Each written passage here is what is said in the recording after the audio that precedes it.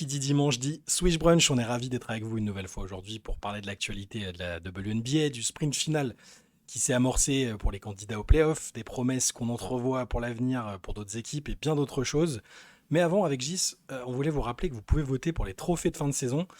Plutôt que de s'écharper sur les trophées officiels sur lesquels les votes sont un peu, on va dire, opaques, hein, le système est un peu opaque, on ne sait jamais qui vote pour qui, pourquoi un tel gagne plutôt que l'autre. Enfin bref, c'est toujours un petit peu source de critique de notre côté. On a décidé de vous demander votre avis pour élire les trophées WNBA francophones.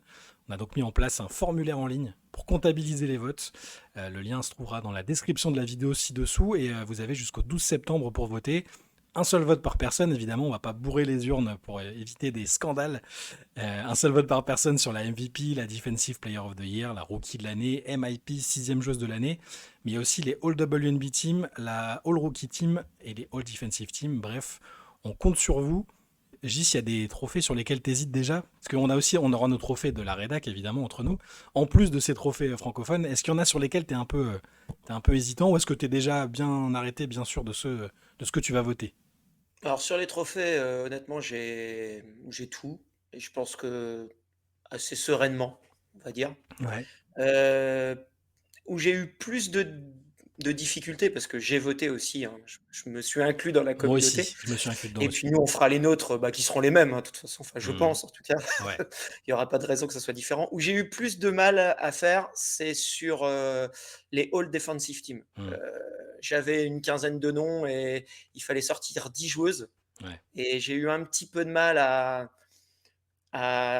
mettre des joueuses, enfin à classer des joueuses par rapport à l'une, par rapport à l'autre. Après, tout dépend de ce qu'on juge en défense. La défense, c'est toujours un peu plus difficile à juger, Ouais. puisqu'il y a des défenses on ball, off ball, des défenses de protection de panier, des défenses d'interception. Enfin bon, voilà. Donc, mais globalement, non, je pense que je suis au point, Mais pour vous et faciliter la tâche, ouais. Ouais, j'aurai de puis quoi défendre mes arguments quand on oui, en ça, discutera. j'ai aucun doute là-dessus. Mais du coup, si vous avez peur si vous vous dites mince, comment je vais trouver deux defensive teams, il y a les noms qui sont mis et vous avez juste à cocher. Ouais, Il y a alors, une sélection voilà. qui a été faite, hein. Évidemment, on a mis globalement les joueuses qui sont Mmh. crédibles pour ces teams-là. Donc c'est assez simple, vous verrez. Il y a quand même le choix à faire, mais c'est quand même c'est plus simple. Voilà. Ouais, on a préféré faire ça, bon déjà pour comptabiliser les votes, c'est plus facile derrière pour nous quand même, mais il y a aussi un aspect que bon, ça sert à rien de mettre les 150 joueuses. Bien C'est sûr. pareil sur les All WA Team, on a mis, Mm. en gros les meilleures joueuses de chaque équipe, parce que, bah, évidemment on va pas aller mettre, la 7e joueuse de rotation, en All W Team quoi, Bien sûr. donc voilà, mais c'est ça. Et puis juste oublier, ne pas oublier aussi, on a mis un petit critère, hein, c'est pour ça qu'il y a certaines joueuses que vous n'allez pas retrouver, c'est que 50% des matchs sont joués Ouais. par la joueuse, de façon à être quand même à avoir un échantillon assez représentatif. Bon, globalement, ça élimine pas grand monde, à part Caitlin Clark. En Ouais. l'occurrence, je pense que c'est la seule joueuse qui manque vraiment. Oui, mais bon, ça aurait été. Enfin, on a beau. Mais bon, sur 13 matchs joués, c'est pas Voilà. très facile de la juger. Bon. Et d'ailleurs, je pense que nous, on aura un problème quand on fera notre petit power ranking de cet hiver. Ouais. Mais bon, ça sera un débat qui nous concernera et on verra Absolument. comment on le traite. Voilà, donc n'hésitez pas à voter sur le lien qui est sous la vidéo. On est très friand, très curieux de connaître votre avis là-dessus. Et donc il y aura les trophées de la communauté et on fera nos trophées nous aussi en parallèle pour comparer un peu. Ce sera assez amusant. Voilà, Gis, je te propose qu'on récapitule rapidement les résultats de la nuit parce qu'ils ont eu un impact sur le classement dont on va parler. On fait toujours notre point classement WNBA en début d'émission. On n'est qu'à 4 ou 5 matchs de la fin globalement pour la plupart des équipes. La New York a été battue à Phoenix 90-63 et New York aura du mal à ne pas terminer cinquième, ce qui est assez fou par rapport aux attentes de début de saison, mais bon, il sera aussi temps de rediscuter du Liberty un moment. C'est la quatrième victoire de suite du Mercury qui s'est dessinée notamment grâce aux 22 points de Kala Cooper et une grosse deuxième mi-temps de Phoenix qui était derrière la pause mais qui finit à plus 17 dans ce match. Il y a Seattle aussi qui a quasiment verrouillé sa place en playoff, ce qui était là aussi pas gagné il y a quelques jours, on en parlait avec Flo et puis avec toi la semaine d'avant. Cinquième victoire en 6 matchs pour Seattle contre Chicago, 79-69. Un match auquel Dominique Malonga, qui est touché au poignet, n'a pas joué. Neka Ogumike, 20 points. Et il y a eu 12 points, 8 rebonds, 3 passes, 2 interceptions pour Gabby Williams. Le Storm a 3 victoires d'avance sur les Sparks qui sont 9e. On en parle dans le point classement après. Golden State s'est fortement rapproché des playoffs aussi, ça c'est assez beau, c'est la belle histoire de la saison. En étriant les Mystics 99-62, 20 points pour Janelle Salin, meilleure marqueuse du match, 19 points, 6 passes et un perfect 6 sur 6 pour Carla Leight en 19 minutes. Assez incroyable. La bonne journée. Très bonne journée pour Carla Leight et Iliana Rupert, 7 points, 5 rebonds, 3 passes lors de cette large victoire des Valkyries. Et enfin, dernier match un peu plus anecdotique, Minnesota a conforté sa première place en battant le Sun 94-70. Leila Lacan, 6 points, 5 passes, 1 contre et aucune interception. Quel scandale. Qu'est-ce qu'elle fait? C'est catastrophique. C'est plus dur contre Minnesota aussi. Je plaisante évidemment, mais elle a tellement été incroyable dans ce registre ces derniers temps que c'est toujours une petite surprise de la voir. Minia Touré, elle a marqué 8 points en 15 minutes en sortie de banc. Le classement donc rapidement. Minnesota premier, Gis, là, qui ne sera pas délogé. Hein. C'est plutôt derrière que sa bataille entre Vegas deuxième, qui est sur 12 victoires de suite, et on va parler de Vegas et de la théorie de Gis sur pourquoi est-ce que Vegas est en légère surchauffe. Atlanta troisième, qui peut revenir ex aequo à la deuxième place, puisque le Dream a un match en moins. Et pareil pour Phoenix, qui a le même bilan et peut aussi finir deuxième. D'ailleurs, New York est un peu décroché à la 5e place. Ce sera plus compliqué pour Liberty. Indiana 6e, qui devrait potentiellement pouvoir conserver cette place puisque le Fever a 2 matchs en moins sur le Storm qui est 7e, mais les Valkyries qui sont 8e peuvent elles aussi mathématiquement finir 6e. Il y a des enjeux assez intéressants sur cette fin de saison. Les Sparks 9e ne feront sans doute pas les playoffs. On parlera aussi des Sparks après, un petit focus sur Los Angeles.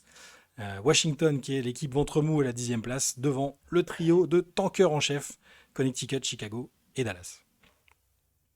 Gis, dans les sujets du jour, on parlait du Sun, tiens, si on commençait un peu par la jeunesse de Connecticut. Le Sun, c'est prometteur, les jeunes montent, sont au pouvoir même. Rachid Méziane fait confiance aux jeunes joueuses de l'effectif. Alors, on a beaucoup parlé de Leila Lacan dernièrement, notamment la semaine dernière avec Flo, mais il y a Nissa Moreau, Alia Edwards et j'en passe. Qu'est-ce qui te rend optimiste et enthousiaste au sujet de cette équipe alors que c'était pas gagné en début de saison? En cours de saison, il y a eu l'espèce de déprime locale parce que la franchise va être vendue, mais on ne sait toujours pas à qui, on ne sait pas sur un déménagement. C'est très compliqué après de très belles années en termes de compétitivité. Pourtant, voilà, il y a de quoi se réjouir probablement pour le Connecticut Sun. Ouais, moi j'adore ce que je vois. Alors au-delà des victoires, hein, il y a 5 victoires sur les 10 derniers matchs, hein, elles ont vraiment remonté la pente, mais moi gagner à la limite quand on est une équipe de tanking, en fait je m'en moque. Mm. Au contraire, même je préfère qu'on globalement que les équipes perdent pour se donner de la chance de la draft. Par contre, ce qui est intéressant, c'est ce qu'elles produisent. Et dans les équipes jeunes de développement, et c'est ce que j'ai bien aimé cette année, bah, là du coup sur une demi-saison en tout cas au Suns, ce que j'ai bien aimé à Dallas aussi, et ce que je comprends moins, par exemple, à Washington ou à Chicago. Parce qu'effectivement, ça développe pas ou voire pas beaucoup. Donc, du coup, ça, c'est très positif. Et sur la deuxième partie de saison, ce qui a tout changé, c'est que bah, Rachid Méziane a mis les jeunes sur le terrain. Et donc, on voit des choses hyper intéressantes et hyper intéressantes pour l'avenir. Alors, oui, Leila Lacan est super bien. Moi, j'adore Sanaya Rivers. Je trouve que. Ouais, je l'ai pas D'ailleurs, je cité, mais pense qu'on oui, parle pas excellente. assez On d'elle parle pas assez d'elle. globalement sur l'aspect défensif. Parce que oui, Leila est Elle est, très bonne en pointe défensive, etc. Mais alors, par contre, sur les rotations elle est énorme. off-ball, Sanaya Rivers, elle est incroyable. c'est Ouais. c'est une des meilleures joueuses de la ligue défensive. Et honnêtement, elle serait dans une équipe compétitive. Je pense qu'elle serait déjà en course pour le Depoy. Ouais. Tellement elle Ouais. est impressionnante dans le mouvement. En plus, il y a un peu de création, un peu de passe. Bon, il y a le problème du scoring, voilà, qui sera sans doute jamais là. Le tir est pas là. On verra si ça se développe. Mais je pense qu'il y a faut qu'elle prenne une évolution un peu à la Gabby Williams. Je pense qu'il y a de ça pour elle. Ouais. C'est un peu le modèle qu'elle doit prendre. Ouais, parce C'est-à-dire commencer, qu'athlétiquement, c'est beau. Hein. ouais, non, mais c'est ça. Commencer par la défense. Ouais. Elle a déjà plus de passing que Gabby Williams en début de carrière Hum. et essayer de trouver un petit peu de scoring petit à petit, de voir si elle peut progresser un peu là-dessus. Et là, ça en fera une joueuse vraiment très très solide. Donc je suis super emballé. Anissa Moreau, on commence à avoir des flashs aussi. Ouais. C'est une machine au rebond. Bon, ça, on s'en doutait un On peu. savait déjà à la fac, on avait vu hein, les cartons au Voilà, rebond. le Angel Reese Anissa Moreau de la dernière année à LSU, c'était quelque chose au rebond. Ouais. Donc, mais on commence à voir des choses, et notamment au scoring. Moi, j'ai toujours un peu de mal à penser qu'elle peut jouer poste 4 dans cette ligne, mais si elle arrive à trouver un petit tir à 3 points, un petit peu catch and shoot, elle pourra jouer 3 et il y a des tirs qui commencent à rentrer, il y a des flashs. Bon, c'est encore très inefficace, hein, faut pas voilà, mais c'est prometteur. Alia Edwards, bon, ils l'ont obtenu pour 3 cacahuètes et un sneakers, donc c'est génial et là, d'ailleurs, elle a fait un bon match, Ouais. cette nuit encore, donc c'est Bah, elle génial. sort Là, du ce que banc je depuis trouve qu'elle est arrivée, elle sort du banc, hein. Mais ce que je elle trouve a du temps top, de jeu. c'est qu'elles ont ces 4 jeunes-là. Mm. Elles ont Olivia Nelson-Ododa aussi, qui est Mm. un peu plus âgée, mais qui est encore aussi, pareil, une Ouais. joueuse un peu à développer. Et je pense qu'autour de ces joueuses-là, si elles arrivent à trouver vraiment leur première option, parce que là, c'est clair que toutes les joueuses qu'on a parlé, c'est pas une première option d'équipe, en tout cas pour être compétitif. Mais on sait que dans les drafts 27, 28, il y a des joueuses comme Juju Watkins, comme Anna Hidalgo, comme Sarah Strong qui arrivent. Et si elles continuent encore leur bon développement, tout en pénalisant pas leur tanking au niveau des résultats, elles auront des hauts pics de draft. Et là, si tout de suite tu mets une Juju Watkins autour de ces jeunes-là, eh ben, l'équipe va vite remonter très très vite compétitif. Et là, je suis hyper emballé et gros big up à ce qu'a fait Rachid Méziane parce que au début d'année, c'était pas Ah, c'est simple. Il pas arrive dans facile, une hein. équipe qui est Mm. complètement détruite par rapport à ce qui était l'année dernière, avec des joueuses qui n'ont pas forcément trop envie, qui n'avaient pas forcément envie en début de saison d'être là. Marina Meboui n'avait pas trop envie d'être là. Tina Charles est arrivée là. Je pense que c'était aussi un peu pour, tu vois, un peu pour encadrer, mais il y avait sans doute une question de salaire aussi, tu vois, de pouvoir prendre aussi un salaire correct. Ouais. Il y avait des joueuses comme Ali Peters qui défendaient pas du tout. C'était catastrophique au début le Sun. Moi, j'en étais rendu au point que je pouvais plus regarder l'équipe, C'était quoi, pas tellement regardable, on c'était. est d'accord. Ouais. Voilà. Et du coup, là, il y a eu le switch totalement avec les jeunes. Alors, ça a coïncidé effectivement avec l'avenue de L'arrivée Leïla, d'Ayla. hein. Mais voilà, c'est vraiment toutes les jeunes qui ont apporté tout ça. Et je pense que pour l'avenir, c'est vraiment ce qu'il faut faire. Il faut continuer à développer. Et quand elles vont trouver leur option, à mon avis, il ne faut pas accélérer, il ne faut pas essayer de Mm. tenter ce qu'a fait Chicago l'année dernière. Il faut continuer de construire, de développer et de récupérer par la draft la première option parce qu'en plus, on sait que le Sun, c'est pas un marché pour le moment très porteur pour attirer les Ouais. free agents.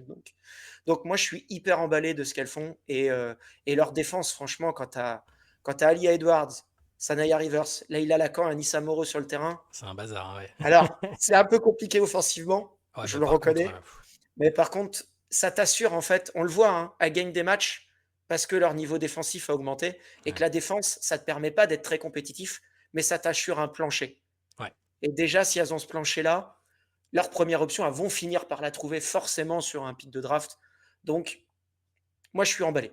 Ouais. Je suis emballé aussi et tu soulignais la présence de joueuses expérimentées. C'est quand même, quand tu es Anis Amoro, même Leila Lacan quelque part, Sanaya Rivers, c'est que tu es avec Tina Charles, tu es avec. Alors là, il y a Lindsay Allen qui joue les matchs, c'est quand même une joueuse expérimentée aussi, tu vois, qui est appréciée dans les Et vestiaires en Bria général, aussi, tu vois. par où elle passe. Bria Hartel, là, qui n'a pas joué le dernier match, mais qui a aussi de la bouteille quand même. Bon, Marina Mabrey, c'est un autre registre, mais je pense qu'elle peut être inspirante quelque part aussi par son jeu, par son caractère. C'est Mhm. très bien pour ces jeunes-là de pouvoir apprendre avec des joueurs expérimentés. Et moi aussi, je suis très curieux et je ne m'attendais pas spécialement au switch qu'il y a eu. Dès le début, je me disais, voilà, Rachid est parti dans un bourbier. Est-ce qu'il savait seulement que l'équipe allait être complètement démantelée de A à Z? Qu'est-ce qu'on lui demande aussi? Est-ce qu'on lui demande de continuer à être compétitive? Est-ce qu'on lui demande du tanking, de tel type de jeu? Au final, je pense qu'il a très bien, il a vraiment pris le parti de développer les joueuses. Il y a certes le questionnement autour de où sera la franchise dans 2 ans, Ouais, quel mais sera bon. le marché. Non, mais après, ça compte aussi pour Ouais, l'avenir. bien Mais sûr. travailler dans l'incertitude, c'est toujours un peu compliqué. Mais ouais, je suis d'accord. Je partage ton enthousiasme et ton optimisme au sujet du Sun et de Dallas, mais on en a déjà parlé. Mhm. En comparaison de Washington ou Chicago, où c'est un petit peu plus dur à cerner. Mais bon, on y reviendra aussi. Je te propose juste qu'on passe sur une équipe qui est classée un petit peu plus haut dans le classement grâce à une série incroyable de 12 victoires de suite. Je le rappelle, ce que je l'ai dit la semaine dernière quand on en a parlé avec Flo, la dernière défaite de Vegas, c'était une humiliation totale à domicile contre les Lynx de 50 points. Elles avaient perdu quasiment. Ouais, c'était le deuxième pire écart de points, je crois, de l'histoire de la Ligue ou un truc comme ça. Ce qui est dingue. Et depuis cette défaite, 12 victoires, un statut qui est redevenu à peu près digne de la qualité de l'effectif et du palmarès récent de cette équipe. Alors, pareil, on l'avait dit la semaine dernière, ça ne veut pas dire qu'on les met tout de suite sur un piédestal et qu'on les imagine remporter le titre parce qu'il y a eu 12 victoires de suite, mais il y a quand même quelque chose de notable, c'est que l'équipe a retrouvé confiance, se remet à gagner des matchs, Et tu avais une petite explication parce qu'on s'est plusieurs fois demandé, mais qu'est-ce qui s'est passé? Est-ce que c'est le changement de 5? Alors certes, l'arrivée de Nalissa Smith, il y a eu la mise sur le banc de Jules Lloyd, mais bon, ça fait pas tout, ça explique pas 12 victoires. Tu as une petite théorie sur pourquoi Vegas gagne et est-ce que ça peut perdurer dans la suite des playoffs, dans la suite pour les playoffs? Alors déjà, petit préambule, Vegas c'est une équipe qui joue bien au basket, c'est-à-dire que depuis le début dans les schémas, je sais que beaucoup de personnes ont critiqué Becky Hammon, mais parce qu'encore une fois, une équipe qui gagne, bah, on encense le coach, une équipe qui perd, on dit que le coach est mauvais. Ouais. Alors qu'en fait, l'équipe, elle joue bien dans les schémas de jeu, c'est du jeu très élaboré, il y a beaucoup de pick and roll complexes, il y a, voilà, c'est pas les systèmes de jeu, entre guillemets, qui posaient le problème à Vegas. Et c'est pour ça que moi, quand j'ai vu cette série arriver, alors au début, sur deux trois matchs, bon, ça m'a pas trop. Voilà, je me suis dit, ça peut être des fois le calendrier, etc. Mais quand une équipe qui est moyenne depuis le début de la saison, je rappelle, c'est le septième net rating de la ligue. Donc Mm. le net rating, c'est le différentiel attaque-défense.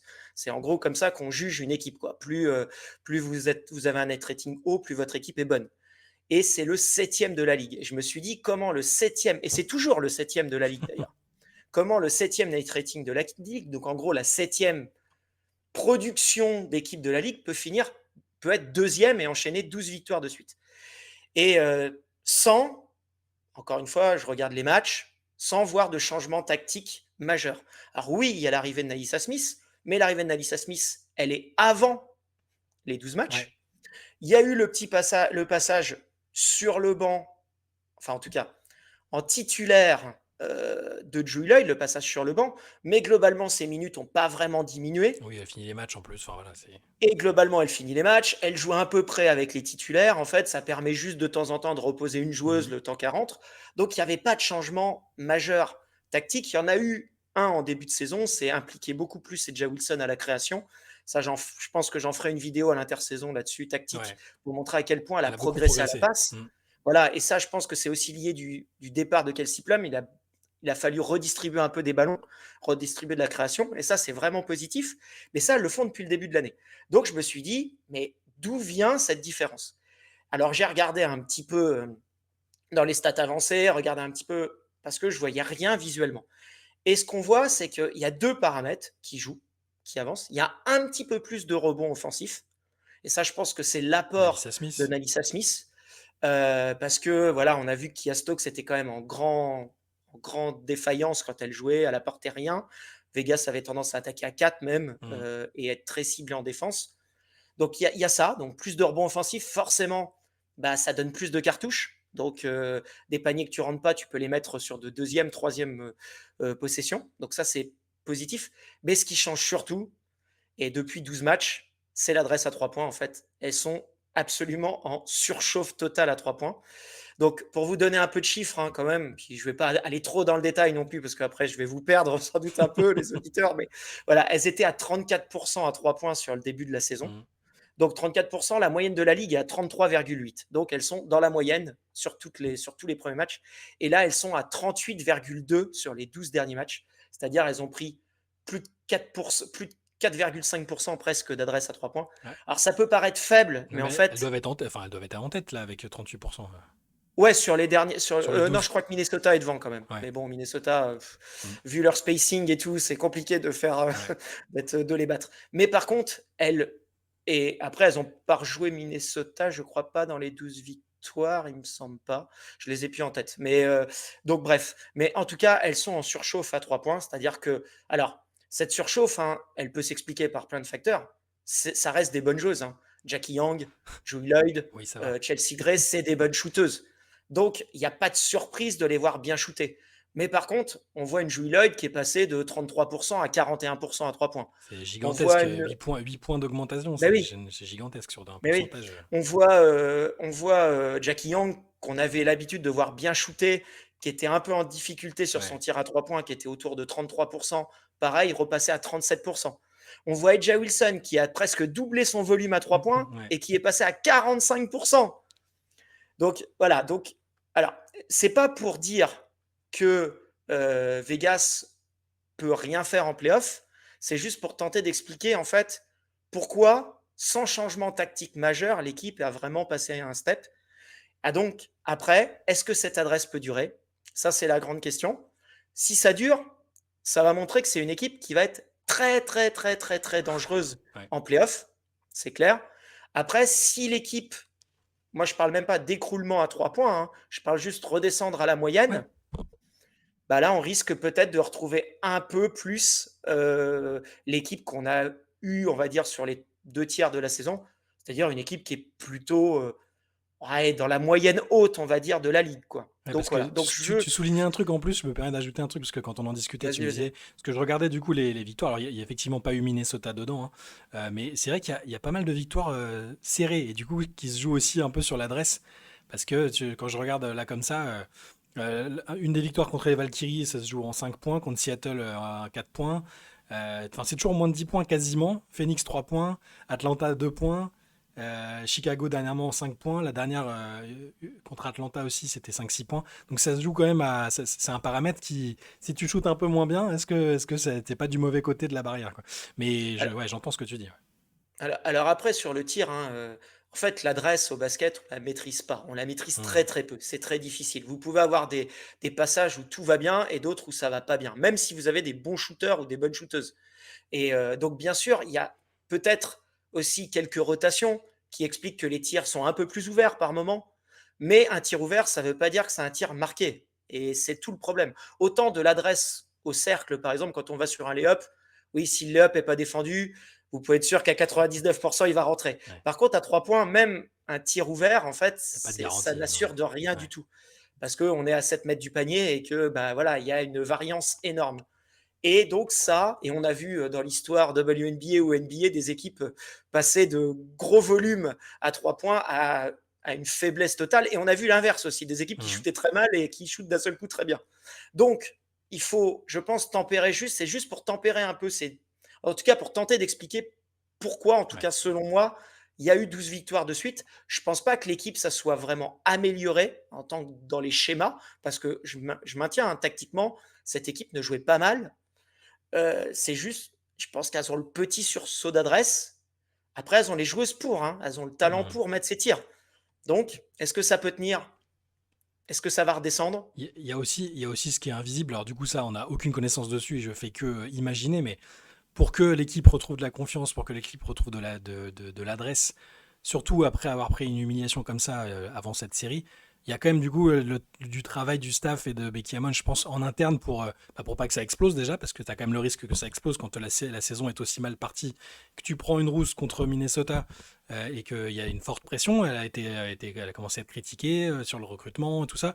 Il y a aussi, je pense, du travail en interne, donc de la part du staff, de la coach, Oui, bien les sûr. joueuses Non, non, elles-mêmes, mais au niveau des leaders, A'ja Wilson, Chelsea Gray, je pense qu'il y a eu, il y a ça aussi. Alors c'est pas du basket pur, mais ça rentre en ligne de compte parce que je pense qu'il y a des vestiaires dans lesquels ça aurait pu péter et surtout ne jamais rebasculer vers une série de victoires comme ça. Donc ça c'est aussi, je pense, à leur crédit. Mais ce que tu dis sur l'adresse, c'est totalement vrai. Et pour rassurer entre guillemets les fans des Aces, il y a pas 50 000 matchs à jouer encore, donc il n'y a pas forcément de raison pour que ça baisse si elles eh ont acquis oui, une confiance et une dynamique sur les matchs à venir. Il leur reste 4 matchs de saison régulière qui sont quand même importants parce que verrouiller la deuxième place, ce serait une bonne chose. Et après, c'est les playoffs directs, donc il n'y a pas de raison que ça chute. Il n'y a pas une pause entre les deux énorme. Donc la dynamique est bonne et au bon moment en fait. mais c'est ça en fait, c'est que justement là, c'est ce que je voulais rajouter, c'est que ça peut très bien rester parce que encore une fois, des playoffs WNBA, bon, même si on est passé en 7 matchs là, à partir pour Ouais. la finale et en 5 pour la demi, mais ça veut dire que dans le pire des cas, c'est 15 matchs. Mm. 3 matchs au premier tour, 5 matchs en demi, 7 matchs en finale. Et en plus, si on va à fond des séries, et on voit là, elles sont sur une série de 12 matchs. Donc, l'échantillon étant faible, je pense que si Vegas faisait 100 matchs, on retomberait à la valeur moyenne du 3 Mm. points. Ouais. Mais il y a cette variabilité, cette variance de l'adresse qui existe. Et encore une fois, bah, tant mieux pour elle. Le seul truc, c'est que je pense qu'il faut quand même prendre ça en compte Mm. dans la dynamique en vue des playoffs. Et quand on fera nos previews, tu vois, de playoffs, etc., quand on aura les affiches, je pense que je prendrai quand même, que je le mettrai un petit peu, en tout cas, Ouais. pour tempérer la fin de saison des Aces, parce que, encore une fois, les matchs, elles en ont beaucoup perdu de peu en début de saison. Et là, elles en gagnent aussi de peu. Et la différence, pour moi, elle vient de là. Ouais, bah oui, non, mais on verra si ça se poursuit en playoff, mais en tout cas, c'est une piste intéressante à creuser. Dans tous les cas, c'est le genre d'équipe que t'as pas spécialement envie d'affronter, surtout quand elle est Non. en forme. Et souvent, juste pour conclure sur ce que tu disais sur la forme ou les surchauffes à 3 points, sur les joueuses individuellement, on le voit souvent. Sur les premiers mois, les 2 premiers mois d'une saison, t'as des joueuses qui shootent incroyablement bien et on sait que ça redescend toujours un peu, parfois de manière spectaculaire, et que ça rentre dans l'ordre. Là, t'arrives en fin de saison, au moment où ça compte, c'est un autre contexte. Donc je trouve que c'est Et intéressant à c'est des prendre en joueuses compte. expérimentées aussi. Il y a des joueurs Donc, expérimentés. qui savent. Enfin, on en avait parlé, je crois, dans nos previews. Vous pourrez les relire, Ouais. les retrouver. Mais quand on croyait pas. Enfin, moi, en tout cas, je croyais pas énormément à la grosse saison régulière de Vegas. Mm, Par contre, pour moi, je les ai toujours pensées dangereuses en playoff parce c'est que sûr. quand tu as Chelsea Gray, quand tu as Julie Lloyd, des joueuses d'expérience, Jackie Young, quand même une joueuse qui est pas loin d'une All-W, NBA Team, pour revenir sur les trophées, on verra si elle y est ou pas. Mais, et puis Eja Wilson, Elle qui, est voilà, qui est une des incroyable. joueuses. Sur la série, Voilà. là, elle est violente, hein. Ouais, mais c'est pareil. En fait, quand tu regardes, alors j'ai fait le détail des stats Mhm. déjà avant et après. Oui, il y a un petit peu plus de scoring, mais en fait, les 2-3 points de scoring, bah, ils s'expliquent aussi par l'adresse, quoi, Ouais. de plus. Parce qu'elle est plus à droite. Donc forcément, bah oui, tu es plus à droite, donc tu mets plus de points. Donc c'est pas. En fait, pour moi, elle était déjà bonne depuis le début de saison. Et c'est juste que là, forcément, quand tu gagnes, bah oui, Ouais. ça ajoute aussi un petit peu au, au storytelling, tu Bien vois, sûr. entre guillemets, de dire ah bah tu gagnes, donc forcément, la joueuse majeure, elle est meilleure, quoi. Ouais. Alors que moi, je la trouvais bonne depuis le début de saison. Ouais, de toute Et, façon, elle est toujours bonne, c'est et- pas. non, mais voilà, tu vois, il n'y a pas eu de gros. Elle a augmenté par contre en termes de rebond. Ça, par contre, c'est assez net entre les premiers 2 tiers de la saison et la fin de saison. Ouais. On parle de dynamique pour une autre équipe, une dynamique un peu inversée. Alors, c'est pas 12 défaites de suite, évidemment, mais Non, on mais s'était un peu hypé sur les Sparks à un moment. Il y avait une très, bien très, sûr. très belle série qui était je l'ai plus en tête, c'était 8 victoires en 10 Hop, matchs ou quelque chose comme ouais, ça. 80% de win, je crois. Voilà, Ouais. c'était impressionnant. Et puis, malheureusement, ça a calé.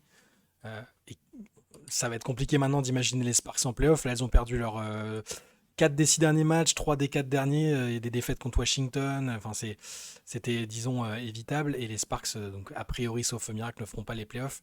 Qu'est-ce qui explique, selon toi, que les Sparks n'ont pas réussi à passer le cap? Bon, à un moment, on pensait vraiment, avec la méforme de Seattle, avec le fait que les Valkyries semblaient aussi euh, stagner, être en difficulté, fort logiquement. Au final, là, on est sur la fin et il y a assez peu de chances que les Sparks y arrivent. Qu'est-ce qui s'est passé, du coup, d'après toi? Mais au-delà de ça, moi je pensais qu'elle pouvait même remonter. Vu le peu d'écart et la série Hmm. et comment ça jouait bien en attaque et tout, je me suis dit, il y a le retour de Cameron en plus, enfin tu vois, qui allait stabiliser beaucoup de choses. Et d'ailleurs, on va y revenir, je pense, là-dessus. Et je me suis dit, mais elles peuvent même jouer pourquoi pas remonter cinquième, quatrième. Au moment où elles font la série, elles étaient vraiment pas loin de tout ça. Et la dynamique était bonne. Et là, j'ai été grandement déçu là sur la fin. Je pense que Lynn Roberts se trompe complètement. C'est pas une mauvaise coach, hein. D'ailleurs, moi je vais le dire, c'est une des équipes que je préfère voir jouer en attaque. Offensivement, c'est sympa C'est quand une même. Ouais. équipe offensivement qui est Ouais. incroyable. Il y a des schémas hyper complexes de jeu, des poses d'écran dans tous les sens. Il y a du jeu off-ball pour Kelsey Plum. Franchement, c'est un régal à voir jouer offensivement. Le truc, c'est qu'au basket, il y a un autre côté du terrain.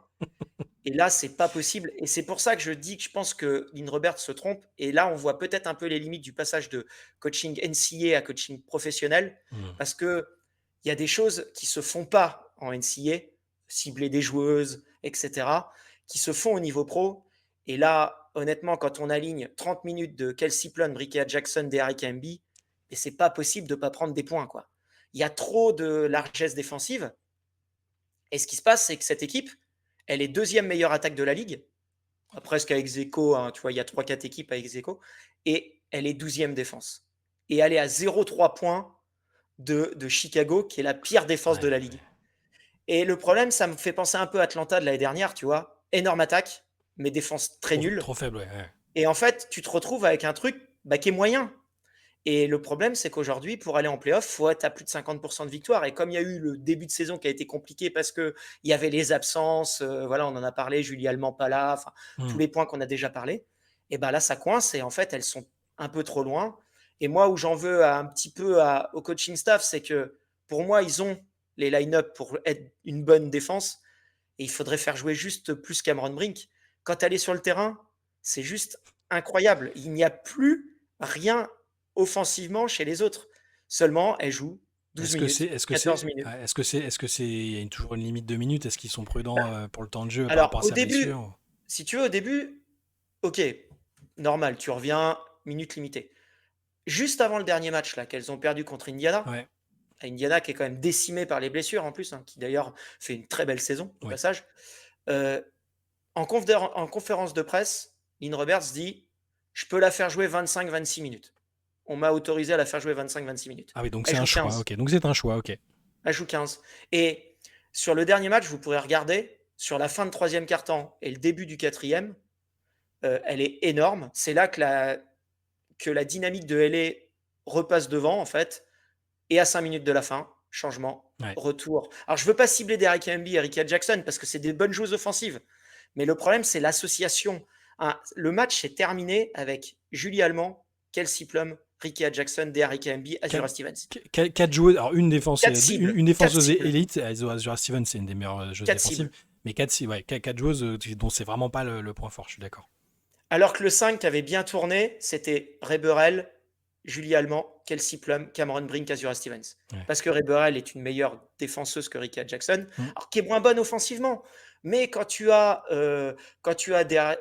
Azura Stevens qui shoot comme Stephen Curry cette année, enfin tu vois, tu as Cameron qui peut apporter aussi des points, etc. Tu as Kelsey Plum qui est, franchement, elle serait dans une bonne équipe, enfin, elle serait dans une équipe top 4, elle serait candidate MVP, quoi. Mm. Donc j'ai du mal à. Pour moi, elles se sont plantées et j'espère vraiment, et j'en ai parlé plein de fois, je terminerai là-dessus, qu'elles vont garder Kelsey Plum à l'intersaison, qu'elle va pas partir, parce que là, franchement, ça sera un échec, mais Bah oui. total, quoi. Pour tabler sur comme les trucs positifs, les trucs ont été positifs cette année. Mais en fait, l'attaque est forte, mais elle n'est pas assez forte pour compenser la faiblesse de la défense quand il y a ces line-up là. En fait, c'est ça le truc. Mais c'est surtout que ton adresse, tu vois, ton adresse, ça peut baisser, ce qu'on disait avant Bah pour les oui. A6, tu vois. Tu peux être très fort en attaque, mais par contre, la défense quand tu l'as, c'est un plancher. Mm. Ouais. Et l'attaque, entre guillemets, c'est là qui te fait passer dans. Moi, j'aime bien parler de ça. Tu sais, souvent, il y a des gens qui comparent la défense, les titres, les attaques. La défense, ça met un plancher. Et l'attaque, c'est ce qui te permet d'élever ton plafond.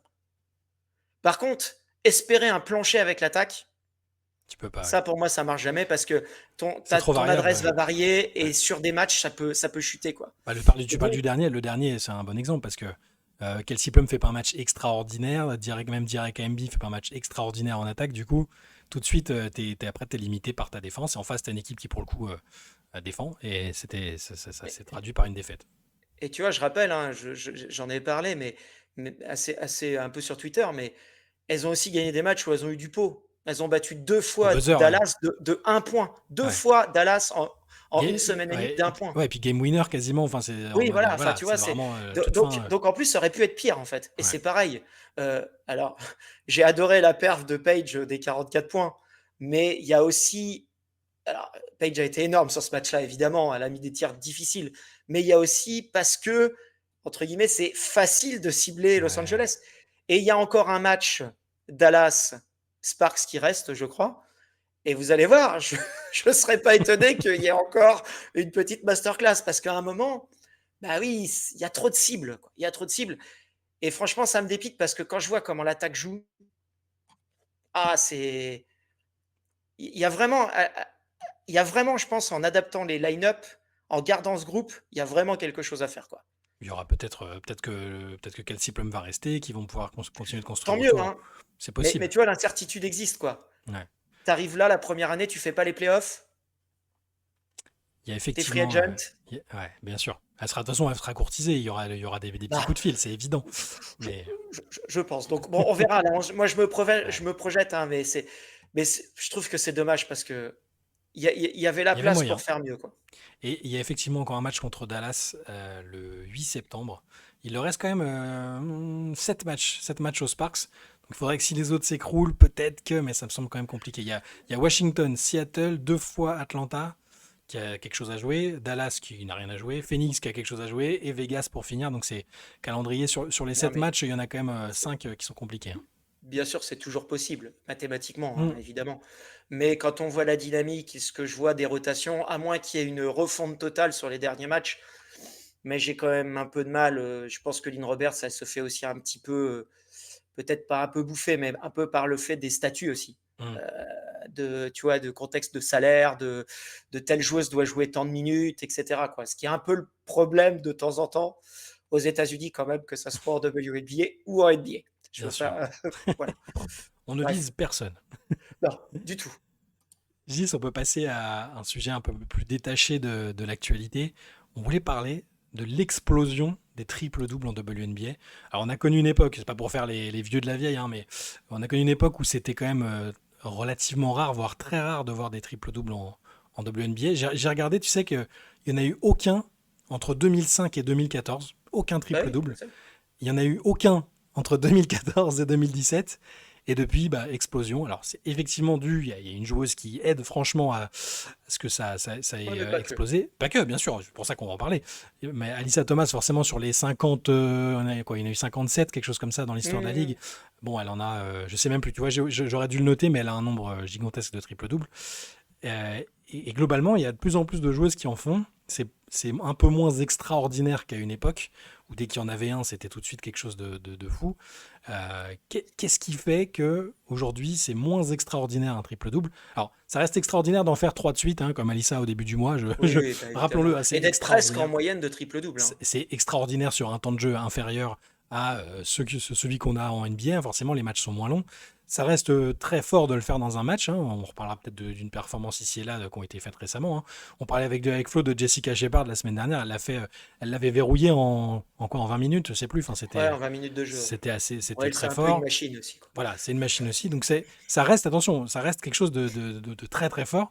Mais on le voit un peu plus souvent avec l'arrivée de Sabrina Ionescu aussi. Elle en a eu quelques-uns. Enfin bref, qu'est-ce qui d'après toi fait que c'est une performance qui se répète un peu plus souvent qu'à une époque où, bah, je le disais, tu te rends compte, enfin, entre 2005 et 2014, Mmh. 0, 2014-2017, 0. Qu'est-ce qui explique ça selon toi? Alors déjà, il faut rappeler, tu l'as en partie dit, c'est le fait du temps de jeu. S'il y en a moins aussi, par exemple à NBA, c'est qu'il y a 8 minutes de moins. Si on faisait une analogie, en fait, le triple-double en WNBA sur 40 minutes, ça devrait être 8-8-8 Hmm. et pas 10-10-10 puisque, voilà, il y a 8 minutes de moins. Bon, voilà, cela dit, voilà, petite parenthèse, mais c'est quand même aussi pour expliquer pourquoi il y en a moins dans l'absolu, même dans l'histoire par rapport à la Hmm. NBA, par saison. Heu, Ce qui fait, pour moi en tout cas, que ça explose, bah, c'est un peu ce qu'on a vu, chez le pendant des garçons, hein. Il y a, on va dire depuis une dizaine d'années en gros en NBA, c'est que, bah, le niveau global, je pense, de la ligue augmente, le niveau de jeu augmente globalement. Il y a aussi plus de rythme, plus de Hmm. possession. On prend plus de tirs à 3 points qu'on en prenait aussi avant, donc forcément le scoring augmente et ce qui fait, c'est que des fois, il y a des prises de 3 points en transition. Donc tu remontes la balle, tu fais une passe, bah, elle compte comme passe décisive. Ça d'ailleurs, moi, C'est toujours un peu. historiquement Ouais. au basket, j'aimerais bien qu'on redéfinisse un peu ce qu'on entend par passe décisive parce que en gros, hein, pour vous donner les critères, en NBA, WNBA, c'est une passe, moins de 2 dribbles. Voilà. S'il y a 2 dribbles ou moins de 2 dribbles, ça compte comme une passe décisive. Bon, il y a des choses, des fois, voilà, remonter la balle, faire la passe à 45, tir ouvert. Bon, est-ce que c'est vraiment une passe décisive ou pas? C'est une question, mais ça joue en tout cas. Et donc, l'augmentation de la pace, du rythme de jeu, le niveau, et je pense que le niveau global, on en parlait en off juste Hmm. avant de commencer. Alors, moi, je fais partie des gens, comme en NBA, comme en WNBA, qui pensent que les grandes joueuses ou les grands joueurs, ils auraient été bons dans toutes les époques parce qu'ils Évidemment. se seraient adaptés au jeu. Donc, c'est pas une question de dire que Et, Lisa Leslie, elle n'aurait pas été dominante maintenant. il et elles auraient eu les moyens d'être au niveau physique, athlétique. Voilà, Voilà, les conditions ont les évolué et conditions, n'importe quel grand joueur, je pense, ou grande joueuse se serait adapté, évidemment. évidemment. Par contre, je pense que ce qui a bougé, et ce qui a aussi bougé en NBA, c'est le niveau moyen des joueuses et des joueurs. Et c'est-à-dire que comme le niveau moyen augmente, c'est-à-dire qu'en gros, la role player des années 2000, je pense que la role player aujourd'hui est nettement meilleure. Et ça, encore une fois, c'est lié au développement du basket. Hmm. Forcément, le basket féminin, il y a 20 ans, 25 ans, il n'y avait pas le même développement qu'aujourd'hui. Il n'y avait pas les mêmes conditions. Il y a les vols privés aujourd'hui. Euh, Combien de temps les filles se sont battues pour ça aussi, pour dire, ouais, mais vous allez voir, quand vous allez nous donner des conditions de travail meilleures, le niveau de jeu va augmenter. Ah oui, logique. Donc il y a aussi tout ça qui explique, au-delà des aspects du jeu. Et je pense qu'il y a aussi un aspect, et après je te laisserai la parole pour voir si tu as d'autres points, mais je pense qu'il y a un aspect tactique aussi. C'est-à-dire Hmm. qu'aujourd'hui, et moi ça je le vois, je suis dans le coaching du basket et principalement du basket féminin depuis presque 25 ans maintenant. Hmm. Euh, Tactiquement, le basket féminin aujourd'hui, et notamment aux États-Unis, il est à des années-lumière de ce qu'on jouait il y a 25 ans. Dans les analyses, dans le façon, on parlait tout à l'heure des Sparks, des joueuses qui étaient ciblées, dans la façon où on attaque, dans la façon où on voit, bah, j'en ai beaucoup parlé, mais que Alyssa Thomas c'est une porteuse de balle aujourd'hui. Mais ça, Alyssa Thomas dans les années 2000, elle aurait fait du post-up Ah et bah, on c'est lui aurait sûr. jamais donné la balle. Angel Reese dans les années 2000, on lui aurait jamais donné la balle, à monter la balle. Voilà, donc il y a aussi tout ça qui fait que bah, le jeu évolue, la tactique évolue, les conditions de travail évoluent, le niveau de Le joueuse niveau, ouais. moyen augmente, et donc, bah forcément, on a plus de stats. Voilà. Moi, en tout cas, c'est mon explication, et c'est l'explication que j'ai aussi chez les garçons, hein, Bien d'ailleurs. sûr, c'est pareil. Et ça a changé à un moment. Il y a eu un marqueur temporel à définir, plus ou moins, avant. Enfin, c'est ce qu'on se disait tous les Période deux tout à Westbrook, l'heure. quoi, tu vois, Voilà, un on se peu, disait quoi. Westbrook, à l'époque, parmi les records un peu intouchables, alors record ou accomplissement, parce que c'est pas un record, mais Mm. la saison en triple-double de moyenne d'Oscar Robertson à l'époque, on se disait, mais personne va jamais réussir à faire ça. Déjà, bon, faire un triple-double, c'est déjà plutôt, c'est fort. Euh, une saison en moyenne, c'est dingue. Alors qu'aujourd'hui, il y a plusieurs joueurs qui s'en approchent, entre les Jokic, Doncic a déjà passé pas très loin non plus. Enfin, et Westbrook en a fait plus d'une. Donc en WNBA, c'est pareil, ça va avec le temps. Faut pas minimiser l'accomplissement qu'est un triple double, mais ça s'explique par plein de tous les critères que tu as évoqués. Et on en verra sans doute encore plus. Il y a des joueuses qui auront peut-être ce profil de machine à triple Bah, double. Caitlin, hein. Caitlyn, ça risque Elle a un vrai profil à voilà. faire une tonne de triple-double, hein. C'est ça. Après, est-ce qu'il y en aura qui feront le triple-double à la Margot Didek avec 10 contres ou Liza Leslie qui en a fait un aussi avec 11 Cameron Brink contres. peut-être. Cameron Brink, ça pourrait arriver sur un jour où elle Point, est bien point lunée. rebond, point rebond contre, Je je pense pense que ça peut qu'il le faire. tombera, ouais. Je pense qu'il Ça peut le tombera, ouais. faire. Est-ce que tu sais, pour moi, je regardais la liste des joueuses qui ont fait un triple-double. Il y en a un que j'avais oublié, dans le genre improbable, d'une joueuse un peu random, on va dire. En 2023, est-ce que tu te souviens d'un triple-double qui aurait été un peu étonnant? Une joueuse qui jouait alors à Phoenix, c'était un match contre Las Vegas. Une joueuse qui est toujours dans la ligue, hein, si je dis pas de bêtises, qui a toujours été une joueuse de banc, qui a sorti un triple-double avec 18 points, 11 passes et 11 rebonds. Joueuse de Phoenix, elle joue, Elle a joué tu à peux me donner. Washington, elle a joué à Washington, hein, parce que je vais regarder parce que c'est une joueuse qui a changé pas mal d'équipes Ouais, au c'est cours de vraiment sa une joueuse carrière. random alors. C'est une joueuse un peu random et cette année, elle porte le maillot toujours des Washington Mystics. Tu vois, c'est peut-être pas son premier passage à Washington, sinon je regarde en te disant ça, mais ouais, c'est une joueuse qui porte le maillot des Mystics cette saison, Elle joue qui à a fait, quel- qui a fait Washington, Phoenix, Washington, Washington. Donc oui, elle est passée par Phoenix entre-temps. Et c'est une joueuse qui a 26 ans. Non, je la vois pas. Je vois pas. Il s'agit de Sugg Sutton qui avait fait un triple-double en 2023. Oh la vache, je l'aurais pas Improbable. eu, hein. Et alors, Ouais. un peu moins improbable, mais une joueuse qui est un peu oubliée maintenant parce qu'elle est plus dans la ligue. En 2024, dans un Sparks Dream, 11 points, 10 rebonds, 10 passes. Oh, ça, je l'ai, je pense. Tu es là? Maria Jefferson, non? Non, Maria Jefferson, on en parlait avec Flo parce que D'accord. Jessica Shepard était la deuxième joueuse de l'histoire des Lynx à Ah avoir ouais, fait un d'accord. triple-double. C'était Non, je pensais Maria parce que non, Maria, je me rappelle en. ouais, c'était déjà une petite Mais c'était surprise, une vraie mais joueuse. Après, c'est une c'est grande joueuse quand même, Maria. Elle a été numéro 2 de handicapée par draft. les blessures, Voilà. mais Numéro 2 grande de joueuse, quoi. draft, Yukon, excellente joueuse. Mm, Là, mm. c'est une bonne joueuse aussi. Hein. En Je 2024. me demande si elle a pas été All-Star dans sa carrière, mais je regoogleise en même temps que tu réfléchis. Euh, et une joueuse qui n'y est plus, je te dis ça tout de suite. Est-ce qu'elle a été All-Star? Et qui est plus dans la ligue? Je crois qu'elle n'est plus dans la ligue, mais tu vois, parfois. Hop. Alors, elle joue. Est-ce qu'elle joue encore? Elle a 34 ans. Elle a porté différents maillots dans la ligue, Indiana, Atlanta, Connecticut, New York, et effectivement, elle n'est plus dans la ligue. Non, je l'ai pas, non. Elle était aux Sparks l'année dernière aussi, tiens. Et elle était All-Star en 2017. Voilà, c'est l'information que je cherchais. Désolé pour le temps d'hésitation. Elle Bah, a été All-Star. ça peut pas être Odyssey Sims parce qu'elle est Non, encore dans la ligue. Non, je vois je vais te pas. la C'est une donner. d'extérieur sans doute, non? C'est ouais, c'est Leisha Clarendon. Ah oui, oui, oui, bah, elle est à la Leisha retraite, Clarendon. même, je crois. Ouais. Je crois qu'elle a annoncé sa retraite, ouais, Leisha effectivement. Clarendon en 2024 lors d'un Ah ouais, Sparks exact. Dream, 11 points, 10 rebonds, 10 passes. Voilà. C'était juste, c'était pour le, c'était comme Ouais, ça. non, mais c'est Petite trivia comme ça. Il y a eu d'autres triples doubles, mais c'est globalement quand même par des joueuses un peu plus référencées que ça. Voilà pour ce petit point sur les triples doubles. Il y en aura sans doute encore un d'autre avant la fin de la saison, hein. Tant qu'Alissa Thomas a des matchs à jouer, il est possible qu'il y ait des triples doubles. Peut-être même en playoff. On verra ce qu'il en sera. elle a fait que 9 passes cette nuit, tu vois. C'était Ah, petite forme pour Alissa. petite forme, ouais. Gis, tu voulais qu'on dise un petit mot sur le CBA, parce que les négociations sont toujours en cours. Les nouvelles récentes disaient que était pas pessimiste, c'est un bien gros mot, mais on rappelle qu'il y a encore 2 mois, hein, avant qu'il y ait un éventuel lockout donc qui bloquerait la saison. Le CBA est toujours en discussion, en négociation. Nafisa Collier a fait une déclaration dans ce sens-là. Il y en a qui sont assez pessimistes et qui pensent qu'on va vers un lockout. Toi, tu es plutôt à dire qu'il reste du temps et que ça pourrait quand même bien se terminer finalement. Après, je comprends, hein, les gens, notamment qui suivent pas forcément la ligue depuis longtemps, et cetera. Quand tu entends, une des joueuses majeures de la ligue dire, «Il y a pas d'accord et on est très loin d'un accord», je peux comprendre qu'à 2 mois d'une date normalement, Hmm. heu, qui où les négociations s'arrêtent, je peux comprendre que les gens aient un petit peu peur. Alors, je pense que déjà il faut rappeler que quand les joueuses font ça ou la ligue fait ça, c'est de la com. C'est-à-dire qu'elles sont dans leur communication. Comme ce qu'elles avaient fait avec le t-shirt pour le All-Star Game, c'était de la com.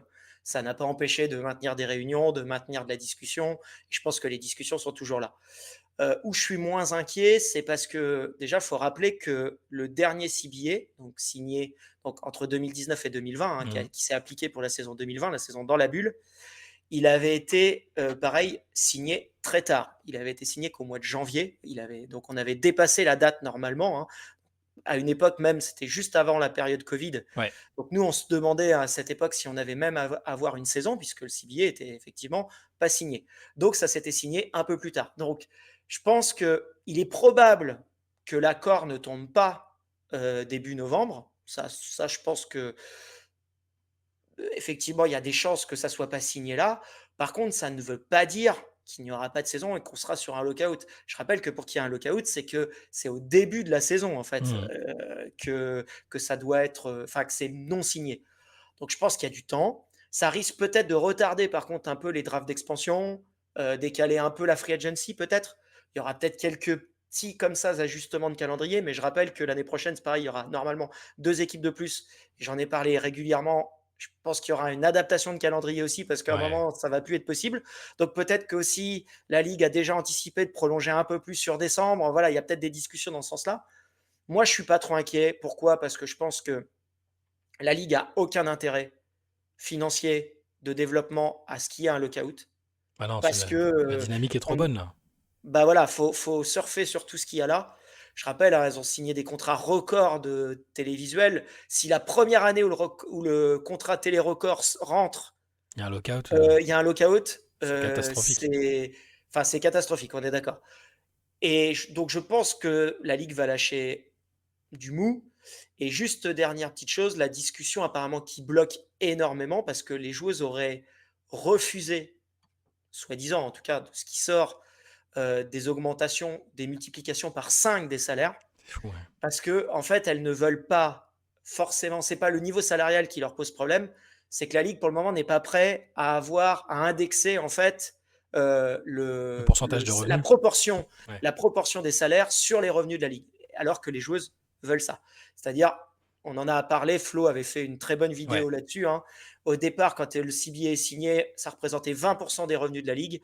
Avec l'explosion des revenus, comme le pourcentage n'était pas proportionnel, on était passé à 9%. Et elles ne veulent pas se retrouver dans ce cas-là. C'est-à-dire, en gros, voir que les revenus sont multipliés par 2, par 3, on parle peut-être d'ici 2, 3 ans d'1 milliard de revenus pour la Ligue. Elles voudraient avoir un pourcentage indexé sur les revenus. Et c'est ça qui bloquerait actuellement. Et honnêtement, moi, je suis entièrement d'accord avec elle, Bien hein. sûr. Là, je les soutiens à 2000. Encore une fois, s'il y a pas de joueuses, il y a pas de revenus. Donc, c'est elles qui font le produit avant tout. La ligue et les propriétaires, ils sont là que pour organiser et pour ramasser une partie de l'argent quand même, parce que faut pas Une bonne ah, partie. voilà. Donc, je pense qu'elles doivent continuer dans ce sens-là, elles doivent pas lâcher. Mais je suis pas trop inquiet parce que je pense que la ligue a vraiment aucun intérêt à ce qu'il y ait un lockout. Donc je pense que ça va rentrer dans l'ordre et que peut-être que ça signera pas en fin octobre, début novembre, parce que c'est pareil, les joueuses, elles jouent en ce moment, c'est peut-être quand même, ça facilite peut-être pas non Mmh, plus énormément les bien sûr. discussions. Par contre, après, on a 2 mois quand même, novembre, décembre, où il se passe rien, d'un point de vue où la W est complètement à l'arrêt. Je pense que ça se signera là et à mon avis, il y aura pas de lockout. Je pense aussi. Mais tu vois, moi aussi, je suis derrière. Enfin, je veux dire, je les soutiens parce que on lit parfois, que ce soit aux États-Unis ou en France, hein, des gens qui disent ouais, elle devrait déjà être bien contente. Leur ligue qui rapporte pas d'argent, elle devrait déjà être Mais contente c'est pas vrai en plus. qu'on leur propose des salaires à 1 million, vous vous rendez compte et tout. D'abord, faites des audiences, générez leur. Bref, pour les conneries habituelles. Il y a plus Euh, d'audience en WNBA que sur les matchs NBA. Donc, donc, et en fait, ce qu'elle réclame depuis le début, alors oui, et déjà, il y a un gap énorme entre. Il faut se rappeler du CBA précédent, il y avait déjà des acquis qui étaient importants et elles avaient galéré pour ça. Je me rappelle de Neka Ogumike, la précédente, qui était à la tête des négociations à ce moment-là, c'était qui une disait que. révolution en 2020, Voilà. hein. CBA de 2020, c'est une révolution. Voilà, et que ça avait été acquis déjà de longues luttes. Hein. Neka Ogumike qui a eu des migraines toute la saison après, tellement elle s'est jamais remise des négociations qu'elle a dû mener en parallèle. Non, moi, je suis pas d'accord qu'il faut se contenter des trucs qui sont. Alors, les acquis, c'est bien, mais c'est pas suffisant en fait. C'est-à-dire qu'il faut continuer. C'est comme dans tout progrès social. Il faut pas. C'est pas parce qu'on te donne un petit truc qu'il faut forcément te contenter de tout. Surtout quand tu es actrice là, en l'occurrence majeure Ouais. d'une discipline qui se développe, qui commence à voir venir des investissements, il y a des droits télé très importants, tu l'as dit. Et c'est vrai que je m'étais pas fait la réflexion, mais le coût des droits télé, la première année, je pense que tout le monde se mettra d'accord au bout d'un moment, ça va lâcher un peu de l'Est d'un côté, ça va lâcher de l'autre aussi. Et elles vont trouver, que ce soit entre les joueuses et les franchises, entre les propriétaires, de quoi tomber d'accord et qu'on ait une saison, parce que le moment est quand même important, médiatiquement, sportivement aussi, ça se développe avec les équipes qui arrivent. Donc je suis assez optimiste aussi. Avec ces données-là, je pense que même si ça dépasse enfin, les périodes, les deadlines sont souvent augmentées, d'ailleurs, que ce soit chez les mecs ou Mm. chez les filles, c'est souvent repoussé et jusqu'à ce qu'il y ait vraiment un consensus autour de ce à quoi ça doit ressembler. Moi aussi, je suis plutôt optimiste. Et ce serait dommage que à ce moment-là, il y ait un vrai lockout. J'y crois pas. Et dernière petite chose quand même, je pense qu'en plus les joueuses, en tout cas de la nouvelle génération, ont un pouvoir immense. Mais oui, Parce que, entre guillemets, les anciennes générations pouvaient difficilement se passer de la saison, financièrement.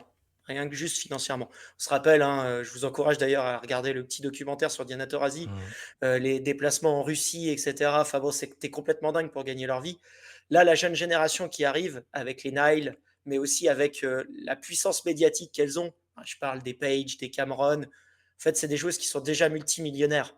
Et entre guillemets, avec leurs moyens de communication, avec leurs moyens, tu vois, qui peuvent se passer des médias aussi, hein, tu vois. ouais. Aujourd'hui, Elles ont leur elles ont propre toutes leurs plateforme. Ouais. podcasts, enfin leurs plateformes et tout.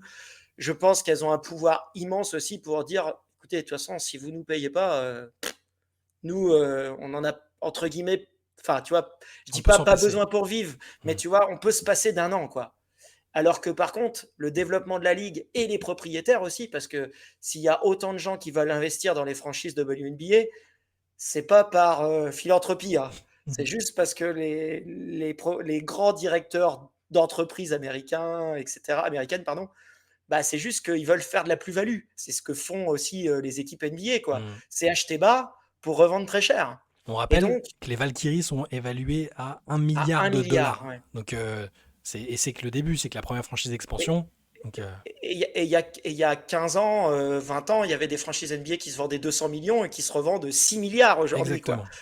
Donc, et c'est l'objectif. Donc, les propriétaires, même eux, en tant qu'investisseurs, ils ont aucun intérêt à ce qu'il y ait un lockout. Mm. Pour, on va dire, allez, sortir quelques millions. où pour eux, enfin, je ne peux pas dire que c'est une bagatelle parce que c'est de Bah, pas l'argent loin, hein. pour nous, ça représente beaucoup, mais je veux dire, pour eux, c'est une bagatelle en fait. Par rapport à ce qu'ils investissent, par rapport à ce qu'ils mettent sur la table et par rapport à la rentabilité que la WNBA et le basket féminin peut leur rapporter à terme. Mmh. Donc je pense qu'il n'y a pas trop de risques. Ça serait vraiment, enfin, ce serait vraiment une catastrophe d'avoir le basket qui explose comme ça, le basket féminin qui explose, et de faire un lockout sur enfin sur les 2 années, on va dire, d'explosion totale avec Ouais. ce qui s'est passé avec Kathleen, Paige, etc., tout ce qui arrive là aussi, quoi. Angel, etc. De toute façon, on vous tiendra au courant des évolutions. Dès qu'il y aura des nouvelles sur le CBA, on vous tiendra au courant. Mais On guette. on guette, on est plutôt optimiste. En attendant, vu qu'on va s'arrêter là, n'oubliez pas d'aller voter pour les trophées de la Ouais. communauté francophone. Le lien est en dessous. Imposez vos choix. Raisonnez évidemment. Hein. Nous mettez pas des trucs.